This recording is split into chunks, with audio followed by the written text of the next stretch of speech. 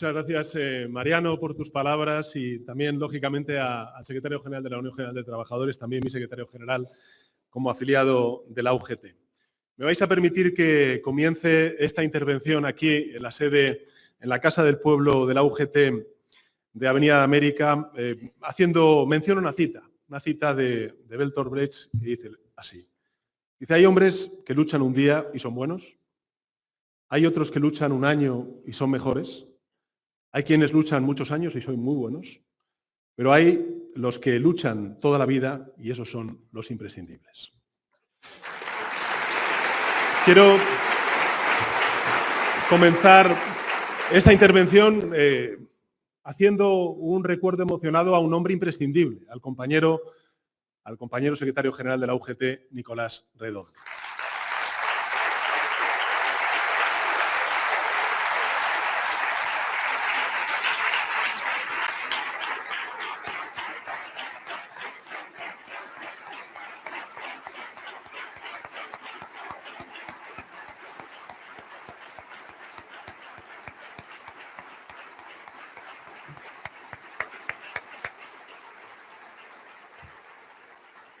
Porque fue en efecto un hombre imprescindible. Fue un hombre imprescindible para la lucha sindicalista durante la dictadura franquista, durante la transición y también durante estos años de democracia en nuestro país.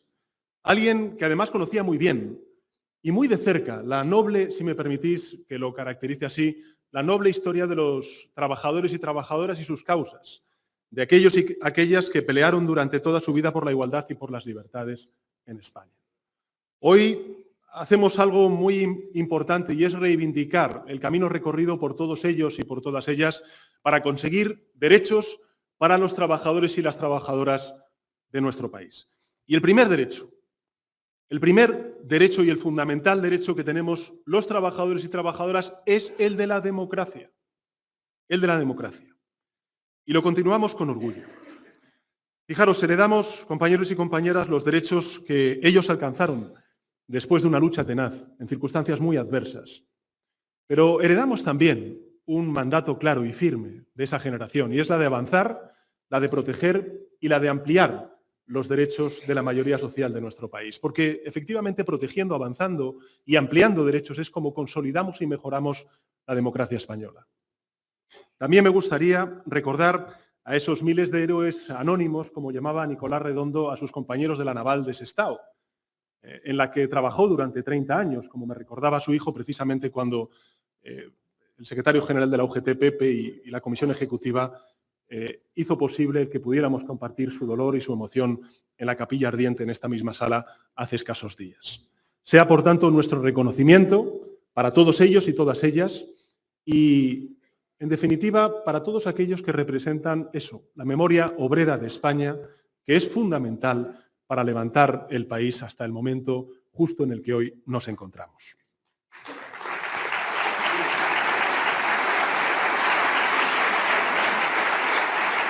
En segundo lugar, me gustaría agradeceros la oportunidad que me brindáis para abrir estas jornadas que se celebran en un momento clave de la realidad laboral y social de España.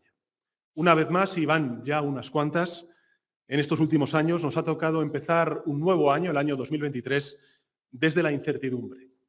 Si antes fue por una pandemia, la peor pandemia de los últimos 100 años de la historia de la humanidad, ahora nos toca también empezar este nuevo año en un contexto muy complejo, internacional y también de extraordinaria incertidumbre por el devenir de la guerra.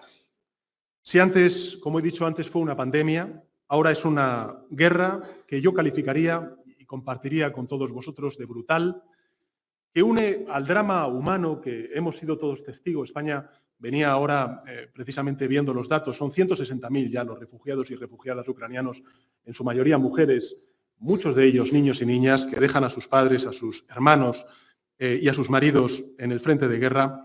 A ese drama humano al que antes hacía referencia también se unen graves consecuencias económicas y sociales para Europa, también para España, lógicamente, y por extensión para el mundo. Sin embargo, sí quisiera deciros que el año 2023 no viene envuelto en esas catástrofes que algunos anunciaron, confundiendo sus deseos con la realidad. Digámoslo claramente, por mucho que a algunos les pese, el apocalipsis no ha llegado ni va a llegar. Hay quienes se preguntan qué es lo que va a hacer este gobierno de coalición progresista en este año tan electoral que tenemos, mayo, diciembre, con las elecciones autonómicas, municipales y posteriormente con las elecciones generales. Y la respuesta es muy sencilla. Vamos a hacer lo mismo que hemos hecho en estos últimos 3 años de gobierno de coalición progresista. Y es seguir dignificando las pensiones, como lo estamos haciendo, seguir dignificando el salario mínimo, como lo vamos a hacer, seguir recuperando la dignidad de los empleos, como lo hemos hecho con la reforma laboral, y seguir protegiendo a la gente de a pie, como hicimos durante la pandemia y como vamos a hacer ahora durante la guerra.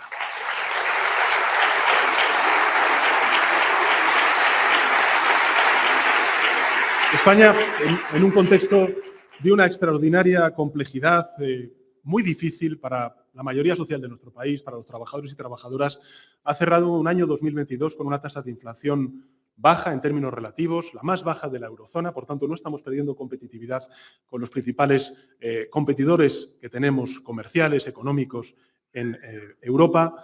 Tenemos una tasa de crecimiento económico que es la mayor de todas las grandes economías europeas y registramos niveles de empleo como no teníamos en nuestro país desde hace 15 años. Pero con todo, es preciso, y es lo que me gustaría compartir con vosotros y vosotras, mirar al horizonte con prudencia y también con mesura.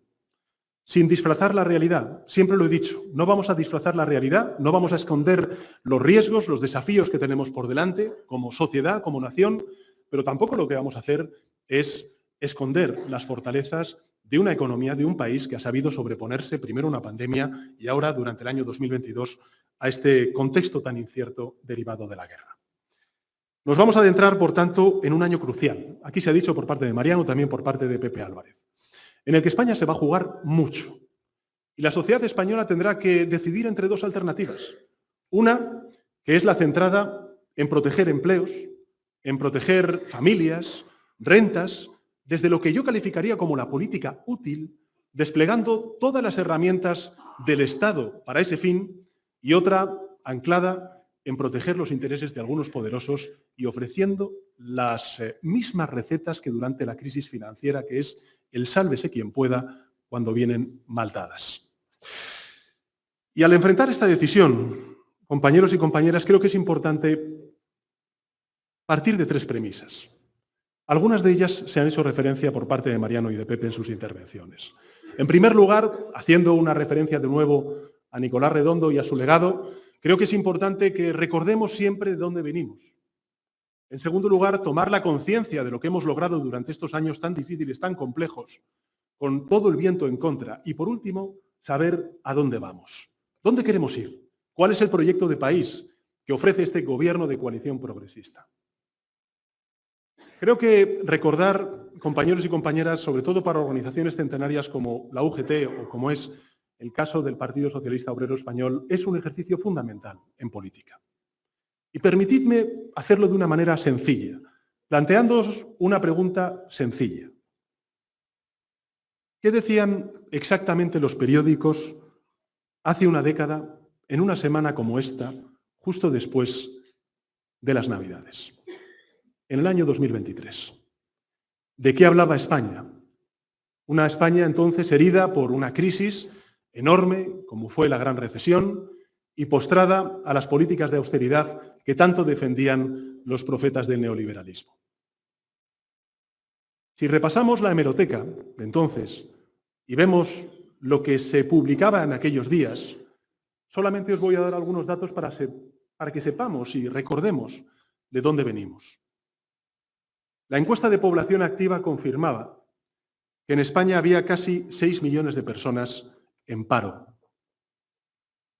Casi 6 millones de personas en paro. España, por tanto, aportaba 1 de cada 3 parados a toda la Unión Europea. Si se hablaba de algo era precisamente de la conflictividad laboral durante el año anterior, el año 2012, con 1 millón de jornadas perdidas. Se hablaba del desplome del consumo, por ejemplo, de una actividad que ha devenido tan importante después de la pandemia, como fue la cultura, como consecuencia del aumento del IVA que planteó la administración del Partido Popular. Se hablaba del cierre de las urgencias en el medio rural, de las privatizaciones de nuestro Sistema Nacional de Salud, mientras algunas comunidades autónomas y sus gobiernos conservadores lo que hacían era ensayar, recordémoslo, hoy por fin eso ha desaparecido del mapa, el copago por receta. Se hablaba del hundimiento de las cifras de población activa por culpa de la salida masiva de jóvenes de nuestro país en busca de esas oportunidades que en la España de 2012 y 2013 se le negaba. Se hablaba de los recortes en la ciencia, en la I+D+I, que ponían en riesgo, como pusieron, en efecto, miles y miles de proyectos de investigación. Y se hablaba sobre todo de corrupción. En un país en el que en el año anterior, el año 2012, había perdido 2.000 puestos de trabajo cada día. En aquel mes de enero del año 2013, la tasa de paro superó el 26%. Y el 57%, es decir, 57 de cada 100 jóvenes de menos de 25 años, estaba desempleado. Es ahí de donde venimos. Y no estoy hablando de datos fríos, de estadísticas que no tengan detrás realidades vitales duras, muy difíciles. Al contrario, detrás de esas cifras, de esos porcentajes que realmente en muchas ocasiones utilizamos los políticos sin darles esa entidad, esa empatía que merecen, había sueños frustrados, carreras perdidas y muchas vidas rotas. Heridas que fueron producto de una respuesta equivocada a la crisis financiera, que condenaron a nuestro país a una depresión profunda. Y todo en medio de una tremenda falta de empatía con la gente que más necesitaba precisamente del apoyo del gobierno, de ser escuchado por sus representantes políticos. Es evidente que había una situación internacional difícil, sí la había. Como ahora, eso es algo común. ¿La diferencia cuál es? La diferencia está en que el gobierno de entonces dio como respuesta una reforma laboral, la del Partido Popular, aprobada en solitario y de manera unilateral. En ese periodo, lo que se hizo fue aprobar una contrarreforma que fue concebida como el antídoto contra la crisis. Recordemos lo que decían precisamente los líderes de entonces de la derecha. Vamos a hacer una reforma laboral extraordinariamente agresiva para hacer que se recuperara pronto el empleo. Y logró lo contrario, porque no solamente no se frenó la sangría del paro, sino que la aceleró. No contribuyó a reducir la precariedad, sino que la disparó. Y no dignificó los salarios, sino que los hundió.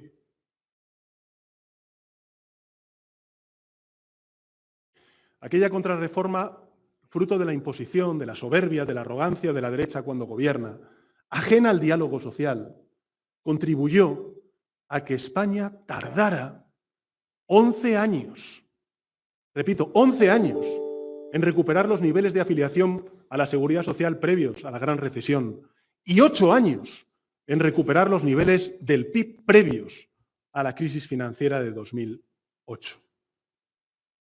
Pocos meses después de su aprobación, aquel gobierno, ¿qué es lo que hacía? Aquel gobierno pedía un rescate europeo para la banca española, sin ni siquiera haberse debatido en el Congreso de los Diputados. Y dijeron, recordemos, que no costaría un céntimo de euro al contribuyente español. Y la realidad, estaba repasando los números ahora para hacer referencia a de dónde venimos, es que la factura se acerca ya a los 70.000 millones de euros, con más de 13.000 millones de euros a costa de los ahorros de las víctimas de las preferentes. Y por último llegó la reforma de las pensiones. De nuevo, como bien ha dicho el secretario general de la Unión General de Trabajadores, prescindiendo del diálogo social, rompiendo el Pacto de Toledo. Una reforma que lo que hacía era condenar a millones de pensionistas a una brutal pérdida de poder adquisitivo. Los mismos pensionistas que sostenían entonces a millones de familias en nuestro país en el peor momento de la crisis financiera. Hagamos un ejercicio simplemente. ¿Sabéis qué habría pasado con las pensiones si siguiera en vigor la reforma o la contrarreforma del Partido Popular? Con esa subida limitada al famoso 0,25% de crecimiento. Y además tenían el valor de enviar cartas a los pensionistas. Muy sencillo, que la pensión media, que hoy está en 1.259 euros al mes, estaría en 1.101 euros al mes con el sistema del Partido Popular, que la mayoría parlamentaria, también por voluntad de los agentes sociales, me refiero a los sindicatos, y del Gobierno de coalición progresista, hoy está derogada y es pasado.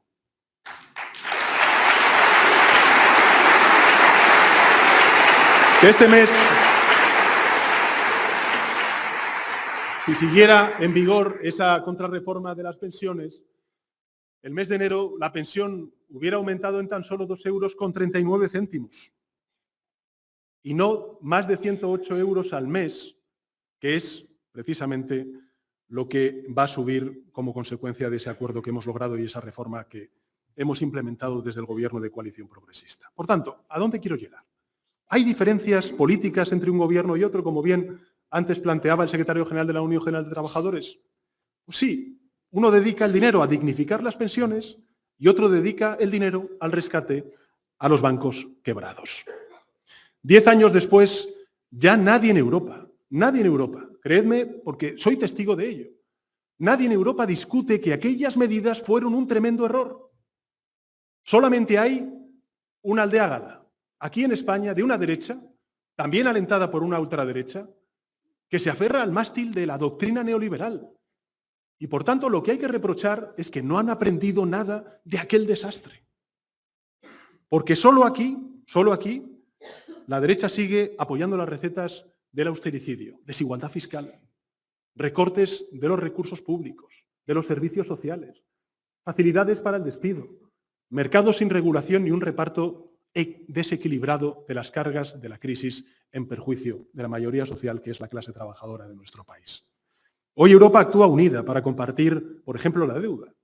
Y con ello, gracias a ese compromiso que peleamos también desde el Gobierno de coalición progresista, tenemos más de 100.000 millones de euros para hacer la gran transformación, la reindustrialización y la modernización de nuestro país. En la transición ecológica, la transición digital y darles esa perspectiva inclusiva, tanto desde el punto de vista social, de género, como territorial. Lo que hacemos es mutualizar la deuda, librar recursos excepcionales que impulsen una recuperación que tiene que ser justa. Hoy, en definitiva, en Europa, si me permitís que barra, lógicamente para mi familia, que es la socialdemócrata, hoy Europa actúa y asume ese principio socialdemócrata de que solamente se avanza, de verdad, si protegemos a la mayoría social. Hoy Europa interviene en mercados obsoletos para defender los intereses generales de nuestro país, como hicimos, por ejemplo, en España con la solución ibérica o como ahora estamos proponiendo con la limitación al tope al gas que compramos a terceros países, la compra centralizada de gas o también el impulso a las energías renovables para aumentar nuestra autonomía energética frente al chantaje de Putin. ¿Qué quiero decir con esto? Que hoy podemos decir, mirando hacia atrás, que hace 10 años, con un gobierno de derechas, España, si importaba algo, eran rescates financieros de Europa. Y hoy lo que hacemos no es importar, sino exportar soluciones justas, como es, por ejemplo, la solución ibérica, que nos ha permitido ahorrar en tan solo estos meses de vigencia, en menos de un año, más de 4.000 millones de euros a los ciudadanos en el recibo de la electricidad. No digo con esto que sea suficiente, pero sin esto, el coste sería aún mayor para las empresas y para los hogares en nuestro país.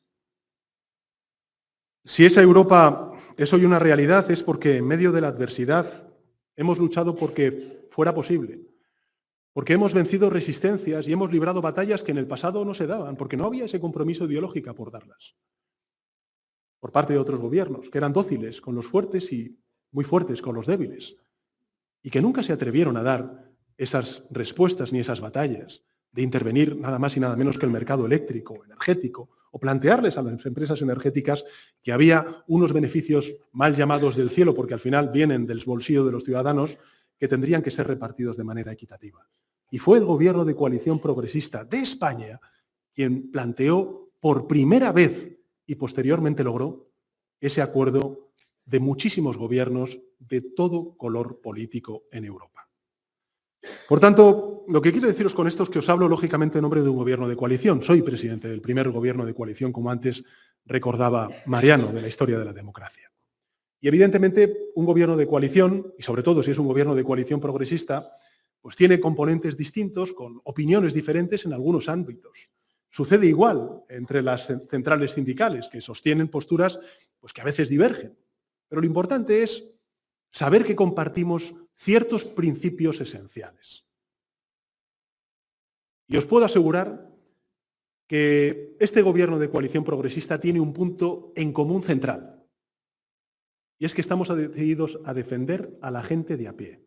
Lo hicimos con la pandemia y lo vamos a hacer ahora con la guerra. Estamos resueltos a defender la dignidad del trabajo. Estamos resueltos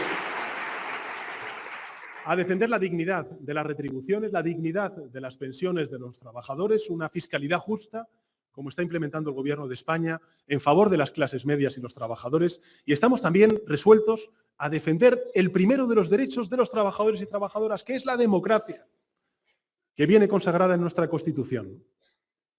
Hay gente que ahora cuenta, si me permitís, una versión pues ciertamente fantasiosa, ¿no?, de nuestra historia, según la cual parece que la democracia pues, hubiera sido algo otorgado, una dávida que nos dan unos cuantos poderosos, una concesión que nos viene desde arriba, ¿no?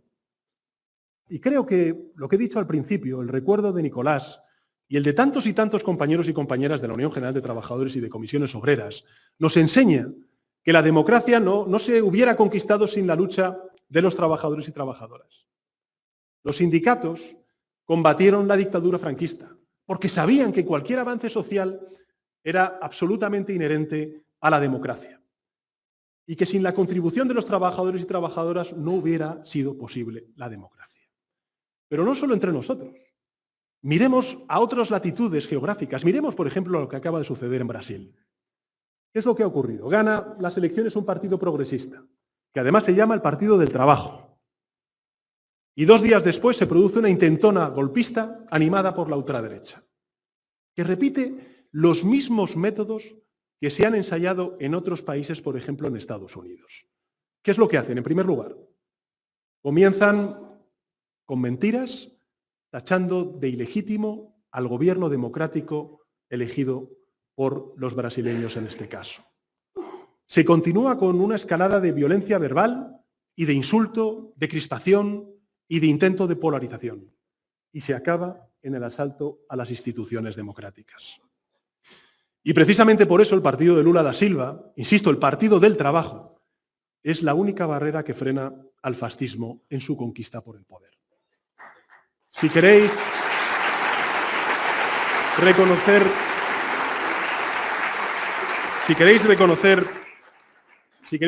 a un ultraderechista, hay un método que no falla. Y es siempre se opone a cualquier avance social. Se opone a la subida del salario mínimo. Se opone a la subida de las pensiones. Se opone a reducir la precariedad laboral. Se opone al ingreso mínimo vital, diciendo que es una paguita. Se opone a la fiscalidad justa. Se opone a las políticas de igualdad entre hombres y mujeres. Niega la evidencia científica de que estamos ante una emergencia climática. Y cuando no consigue bloquear esos avances por vías democráticas, porque la ciudadanía les da la espalda, lo que hacen es oponerse a la democracia y recurrir al asalto de las instituciones democráticas. Compañeros, mañana 12 de enero se van a cumplir 3 años desde que se constituyó el primer gobierno de coalición, desde la restauración de las libertades y la democracia en nuestro país. Muchos sentenciaron, antes lo ha recordado Mariano, antes incluso de que empezara a caminar ese gobierno de coalición, que este era un gobierno débil, inestable, dijeron muchos de ellos, ¿no? Bueno, todavía lo siguen diciendo, ¿no? 3 años después, pues este gobierno de coalición progresista ha sacado adelante 3 presupuestos generales del Estado en tiempo y forma, con mayorías sólidas y amplias, que incluyen hasta 12 grupos parlamentarios, ha impulsado 192 iniciativas legislativas y ha forjado 15 grandes acuerdos en el marco del diálogo social con sindicatos y con empresarios. Puede parecer sencillo, Pero no solamente hay detrás de ello la voluntad política, tanto del Gobierno como también de los agentes sociales, y en particular de los sindicatos, y en esto quiero hacer una mención especial al secretario general de la UGT, a Pepe Álvarez, por siempre haber mantenido la bandera levantada del diálogo social, pero han sido posibles en circunstancias y en contextos absolutamente complejos. Recordemos el confinamiento, los ERTES, su extensión, el diseño de los mismos, o incluso las transferencias y las prestaciones directas a los trabajadores autónomos. Ha sido posible gracias también a ese compromiso con el país y al interés general que han desplegado los sindicatos, y yo quiero reivindicarlo hoy aquí. En fin, 3 años, y si me permitís, que 3 años. Porque claro,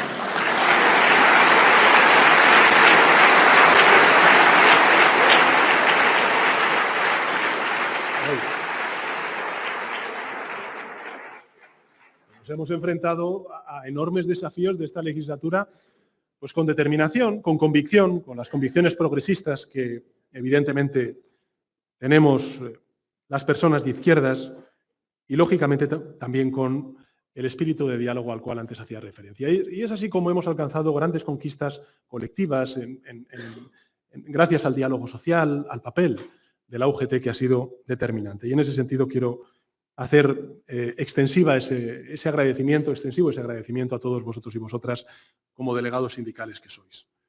Porque cuando hablamos de conquistas, hablamos de logros de un país que ha sabido retomar la senda del diálogo social cuando más falta hacía. Una senda que me comprometí precisamente a recuperar en el discurso de investidura con el que obtuve la confianza del Congreso hace 3 años. Me refiero, por ejemplo, al despliegue del escudo social durante la pandemia, sin el cual, pues en fin, podría haber aumentado hasta un 80% la desigualdad en nuestro país. Con esa red lo que hicimos fue proteger a más de 3 millones de trabajadores y trabajadoras cubiertos con los ERTES. Protegimos a más de 1,5 millones de trabajadores autónomos con una prestación específica y protegimos a miles de empresas que evitaron cierres y despidos gracias a esas líneas que pusimos en marcha a través del ICO. Me refiero también a los sucesivos acuerdos que han permitido que el salario mínimo interprofesional haya pasado de los 735 euros a los 1.000 euros en la actualidad. España es el país de la OCDE que durante estos últimos años ha aumentado más el salario mínimo interprofesional en comparación con el resto de países de la OCDE. Y que nos llevará además, ese es el compromiso del Gobierno de España, a cumplir, como dije en mi discurso de investidura, con la Carta Social Europea de llegar al 60% de salario medio al final de esta legislatura. Y que además va a beneficiar especialmente, como ha dicho el secretario general de la UGT, a las mujeres y también a los jóvenes de nuestro país. Me refiero, por ejemplo, a normas punteras como esa ley para los derechos de los trabajadores de las plataformas digitales, lo que se ha venido a denominar en términos coloquiales como la ley Rider, la primera que hizo una gran economía para garantizar los derechos laborales de las plataformas digitales y que hoy es una referencia en Europa y que es también una referencia para la directiva que está elaborando la propia Unión Europea. Y, por cierto, con un papel muy destacado de la UGT en su concepción, así como la participación, y aquí quiero hacer una mención especial a la organización juvenil RUGE, en este y en otros avances legislativos, como esperemos que sea pronto el Estatuto del Becario.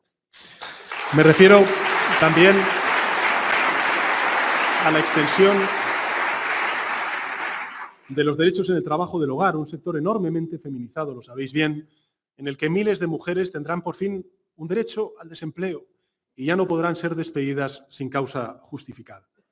Pero sin duda, creo que nada resume mejor el triunfo del diálogo social y la legitimación del diálogo social, de la concertación social y de esta agenda transformadora que está poniendo en marcha el Gobierno de coalición progresista que la aprobación de la reforma laboral. Es verdad que lo hicimos, Mariano, Pepe, con una votación un tanto intensa. Pasará a los anales del parlamentarismo español. No fue fácil, no fue fácil. Todos fuimos conscientes de las cesiones que cada parte tuvo que hacer para lograr un acuerdo y sufrimos además el inexplicable bloqueo de la derecha. Pero los resultados son incontestables. Algunos que me gustaría compartir con vosotros. En estos 12 meses de vigencia, y pese a este contexto tan adverso, económico, que estamos atravesando, el paro se ha reducido en más de 268.000 personas. Se ha creado casi 500.000 de empleos. Seguimos sumando afiliaciones a la Seguridad Social hasta alcanzar casi los 20.300.000 cotizantes. El número de contratos indefinidos ha subido un 232%, repito, un 232%, lo que ha permitido reducir, como decía antes Pepe, la temporalidad en 13 puntos. Y además, como en las otras reformas, los efectos son especialmente beneficiosos entre quienes pues más lo necesitaban, más sufrían y sufren la precaria laboral. Porque esa es la principal seña de identidad de este gobierno de coalición progresista. Mirad, el pasado mes de diciembre, el paro de los menores de 25 años fue el menor desde el inicio de la serie histórica. Hoy contamos con 405.000 mujeres afiliadas más que en el año anterior. Es decir, hay más de 9 millones de mujeres afiliadas a la Seguridad Social, la cifra más alta desde que existen registros históricos en nuestro país. Y como resultado de la reforma laboral, de las políticas de protección de renta que pusimos en marcha cuando cayó la actividad a plomo con el confinamiento, o los ERTES, con el escudo social al cual antes he hecho referencia, se está produciendo un cambio muy profundo, muy trascendental en nuestro mercado de trabajo, que solamente probablemente, si no se tuercen las cosas en los próximos años, con contrarreformas, podremos consolidar definitivamente. Y es que gracias a estas políticas que hemos desplegado, estimamos que unos 285.000 trabajadores y trabajadoras han aflorado desde la economía sumergida. Y el desempleo estructural se ha reducido en unos 500.000 trabajadores. Y este cambio tiene un impacto, evidentemente, en la recaudación, en las cuentas públicas muy relevante, con una reducción de casi, de 0,7 puntos del Producto Interior Bruto del déficit público estructural, pero sobre todo tiene una dimensión de dignidad que creo que tenemos que poner también en valor. Es decir, más trabajadores en economía formal, lo que supone una mejora permanente de los ingresos públicos y de la dignidad de nuestro país. Quiero decir con esto que cada pacto alcanzado, cada reforma aprobada, es un paso más en esto que decía al principio, cuando hablaba de la democracia como el primer derecho de los trabajadores y trabajadoras, y es que cada avance social, cada reforma, cada conquista que hemos logrado en esta procelosa y difícil legislatura, lo que hace es garantizar la estabilidad democrática, que garantiza nuestro desarrollo económico y social en contextos de tan extraordinaria incertidumbre como los que estamos atravesando. Porque quienes facilitan acuerdos contribuyen a un país más próspero y más estable. Y quienes se oponen a cualquier tipo de acuerdo, como estamos viendo por parte de la oposición, están trabajando activamente en contra de los intereses de España y de sus ciudadanos. Sabemos bien que en este año decisivo la apelación a la responsabilidad y el entendimiento choca con la agenda política de quienes quieren volver atrás, al tiempo de la imposición, de los recortes en los derechos sociales y en los derechos laborales. Pero no os quepa duda, ninguna duda, de que el diálogo social va a continuar siendo una herramienta imprescindible, imparable. Porque si algo hemos demostrado es que hay otra forma de crecer más y mejor. En la vía progresista, yo creo que España crece sin devaluar salarios ni precarizar empleos. Hemos parado el golpe de dos crisis sucesivas sobre la clase media y la clase trabajadora y, por tanto, es hora de mirar hacia adelante y pensar en lo que nos queda por hacer. Y en esa mirada, para mí, la podríamos resumir en una palabra, y es la de la confianza. La confianza no es un sentimiento irracional, nace o se pierde por hechos, por razones, lo sabemos bien, y nuestra confianza en el rumbo de nuestro país está cargada de razones y de argumentos. Mirad, quiero simplemente trasladaros algunos, porque pese a la incertidumbre y desde la máxima prudencia en este contexto bélico que estamos sufriendo a las puertas de Europa, las previsiones nos siguen alejando de un escenario de recesión que puede afectar a otros muchos países. Y gracias a los sucesivos paquetes de medidas, el plan de respuesta a las consecuencias económicas y sociales de la guerra, lo que estamos haciendo es permitir que hoy seamos el país de la Unión Europea con la inflación más baja. Y en este ámbito creo que, como decía al principio, el impacto de la solución ibérica ha sido decisivo y va a marcar un auténtico cambio de paradigma, porque hoy España, como decía antes, exporta propuestas que han sido asumidas por parte del conjunto de la Unión Europea. Nuestra voz, en consecuencia, cuenta. España pinta, y pinta bien en Europa. Y se escucha con claridad en materias como la energía, pero también como la defensa del pilar social europeo. Tendremos ocasión, además, de demostrarlo en la presidencia del semestre europeo, en este segundo semestre del año de Europa, donde vamos a asumir ese liderazgo y ese reto. Y en un contexto tan difícil como el que hemos vivido en estos años, hemos sido capaces de avanzar en muchos ámbitos, el de la digitalización, el de la transición ecológica, tratando de hacerla la más justa posible, dos transformaciones cruciales que identifiqué además precisamente en el discurso de investidura de hace 3 años.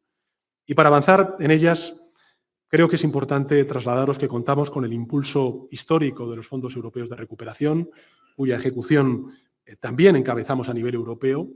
Me quedo además con esta petición que ha hecho Pepe y también ha hecho Mariano sobre ver de qué manera podemos articular comisiones de seguimiento para los proyectos estratégicos en todos los sectores industriales que van a marcar el futuro de nuestro país y que este año los fondos europeos lo que van a hacer es penetrar de manera mucho más intensa en nuestro tejido económico y también en nuestro tejido social. Vamos a llevar a cabo esa hoja de ruta hasta el final, compañeros y compañeras. Vamos a seguir avanzando en la modernización de nuestro país, en su reindustrialización, en su capacidad para liderar la transición ecológica, en la mejora de la formación de nuestros trabajadores y trabajadoras y en la defensa de sus derechos. Una de las cosas de las cuales más me siento orgulloso es precisamente de esa nueva ley de formación profesional que no solamente garantiza la educación de nuestros hijos y nuestras hijas, sino también aumenta sus posibilidades de poder ser empleados en muchos de los sectores nuevos de la economía que está surgiendo. Y en esta legislatura, compañeros y compañeras, y con esto concluyo, hemos defendido y amparado derechos muy diversos. Y con esto quiero concluir haciéndose esta reflexión.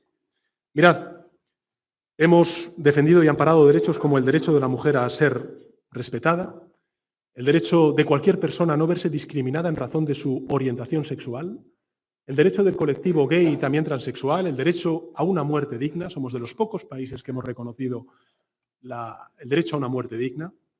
Y algunos quieren establecer como una suerte de oposición, ¿no?, entre esos derechos, esos avances en libertades y también los derechos de los trabajadores y trabajadoras. Como si no fueran los trabajadores y trabajadoras, por ejemplo, las mujeres trabajadoras, las que reclaman el derecho y el respeto al cual antes hacía referencia. Como si no hubiera trabajadores homosexuales o transexuales. Como si no fueran trabajadores y trabajadoras quienes aspiran ellos mismos y también para sus familiares a un final de vida digno. España tiene 22 millones de trabajadores y trabajadoras en activo, 10 millones de trabajadores con pensión, más de 10 millones de estudiantes formándose para trabajar y ser ciudadanos libres y críticos. Y esa es justamente la España que defendemos, la España de los trabajadores. Una España que pone en el centro de sus preocupaciones no la especulación, sino el trabajo, su dignificación. Una España que el trabajo es la primera y fundamental fuente de riqueza y de cohesión de nuestro país.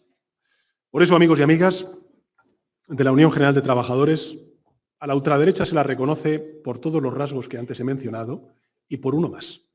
La ultraderecha siempre ataca a los sindicatos de clase porque sabe que los sindicatos de clase son uno de los principales pilares de la democracia. Por eso,